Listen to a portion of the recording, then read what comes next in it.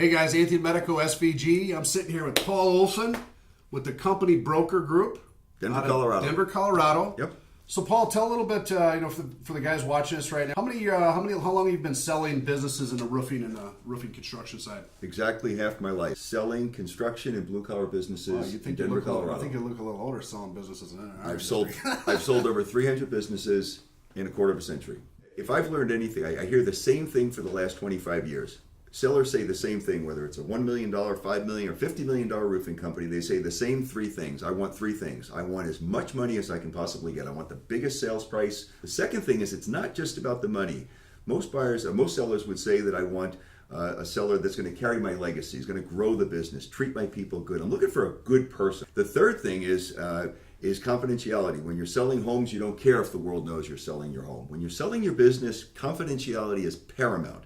So you don't want all your people to know. They don't. It will be rats off a ship if your employees learn, suppliers learn, customers learn, the insurance companies learn.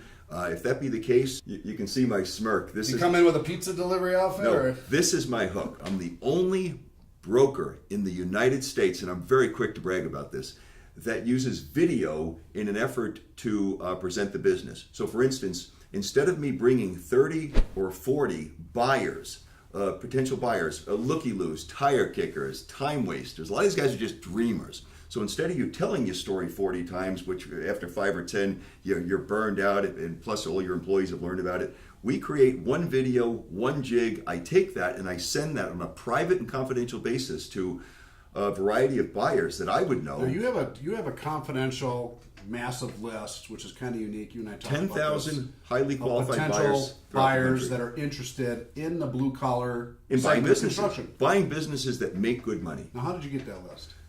20 years. Can we get that list? Can we put that list in a file? You guys download it out of the virtual file. I have 10,000 buyers. I know everything about them. Their net worth, liquid positions, FICO scores, backgrounds, resumes, willingness to relocate, and I've pie charted them based on industry interest or SIC code. I've turned around and within the next morning, I can send this video, take the financials, the write-up, the video, and I can send it to these buyers. They can look at it and very simply put, determine whether this is a pass, not their cup of tea, or the price is too high, or holy smokes, this is it. I start these videos, the first 5 minutes is I pin the seller up against the wall, so to speak, and ask them all the hard questions. Why are you selling?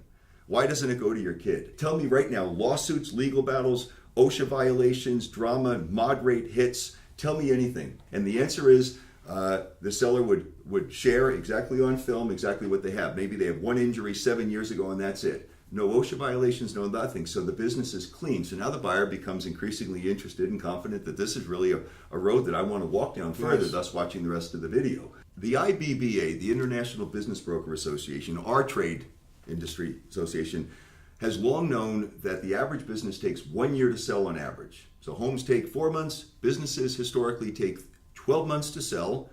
On average, only 1 in 5 sells. So if 5 go to town, 1 comes back sold. That's an 80% misfire rate. So 80% of the businesses that go to town, only 1 comes back sold. There's typically about a 35 to 40% beat down between the sales price that the broker was seeking and the actual close of what the seller gets. So if I want to sell $1 million, I might get 400, 500,000. Exactly. Okay. I'm quick to, having set that backdrop, I'm quick to brag that my average turn time to sell a business from listing to close is 4 to 5 months, not 12.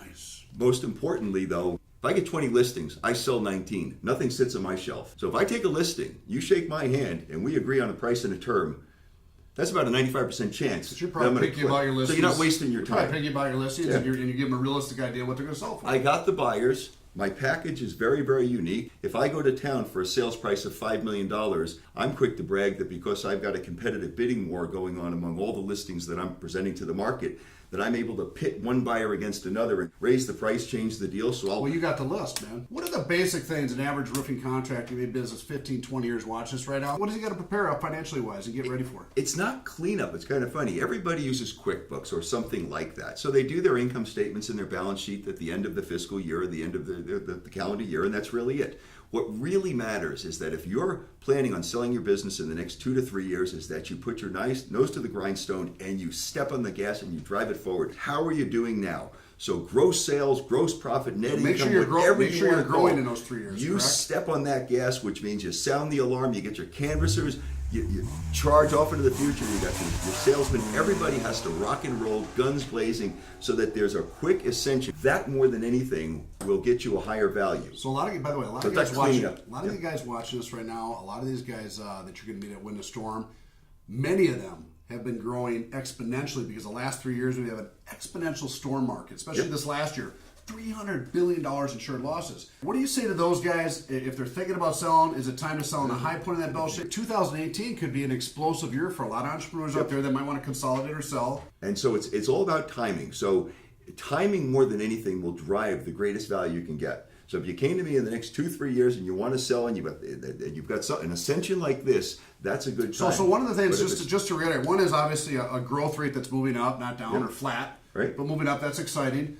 Talk to me about cash flow P&Ls. What's some things that are important there? Basically, what's your business worth? Most brokers would say you take the net income, the salaries, the benefits, the perks, the cash that accidentally doesn't get added into the gross sales, push it to the bottom line like a bicycle pump, and that is what cash flow is. Last year, I paid taxes on $450,000 through my CPA, Paul, but I really made $1,050,000. Well, so we add back all of those things, and then I can sell a multiple of the cash flow, the ODE, guys, owner discretionary earnings. So just real quick, Paul, just to recap that. So one is revenue growth. We got to be growing for 3 years, right? Yep. The other on earnings, so on net income earnings, is there a percentage you like to see? That's 15-18%. That's really good. You like to see that grow in conjunction with gross sales and gross profit. Okay, gotcha. And you really like to see an ascension on those. And then is there another factor about, obviously every construction company has accounts receivable. Accounts receivable is a good thing. Yep. As long as it's not too old. You'd like to know that it's not long in the saddle, that there's it's not over 120 days, stuff like that. Yeah, you want almost all of it collectible. So, Paul, just to expand on that in terms of earnings for the guys to understand this, let's just say I got a $10 million company.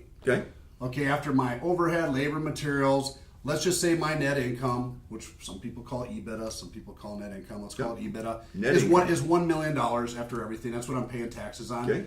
And it was steady for, let's say, 3 years. Maybe it was a little bit of growth. What can I expect to sell that company for, price-wise? Most brokers would say about 2.5 to 3 times that number. Times the EBITDA. Yep, times the net income. Okay, so if I have $1 million in net income, give or take, business is worth about $2.5 to $3 million. So at best, I can get $3 million. That's for roughly a $10 million company that's growing with 10% net income. That's a very good rule of thumb. Sell a business. I can sell this hypothetical business for substantially more. Call it $4 or $5 million, simply by telling a story. So the main idea is that the seller is typically burned out, tired of hiring people, managing people, babysitting, whatever you want to call it. They're burned out. So this is this man's financials after 30 years or 20 years of owning this business. What I try to do is showcase and bring to the buyer a full understanding of why this business could have made $15 million. I know several licensed companies right now in Florida that have been in business 5, 6, 7 years. They're not ready to retire. Yep. They don't have the cash flow. They don't have the power. They would be happy to team up with a 10, 20, 30, $40 million company that would buy their company, and they'd even stay on as a license holder until they got a new one on board and actually go out and sell and support the new entity.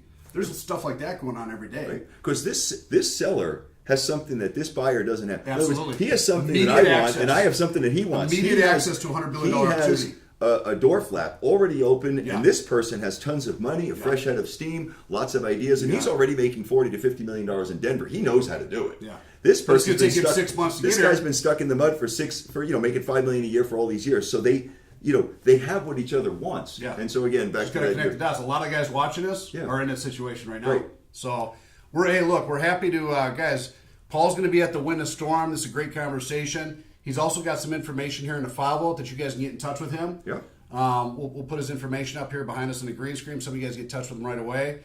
But this is an explosive opportunity for guys like you. It's a great opportunity for the guys in the industry now with all the storms, everything going on, to either consolidate your businesses and merge, which is a buyout, or sell your company and move on to greener pastures. Well, Paul, thanks for coming in today. Guys, again, download his questionnaire in the file vault. Fill it out, send it in to him. He'll give you a call. And you're going to meet him at Win the Storm, guys. And he's going to be in the virtual training here for some additional courses that we're doing on audited financials. There's a big play for you brokers, and there's a big play for you entrepreneurs to get in touch with guys like Paul. So Win the Storm, guys. See you soon. Okay. WTS Vegas.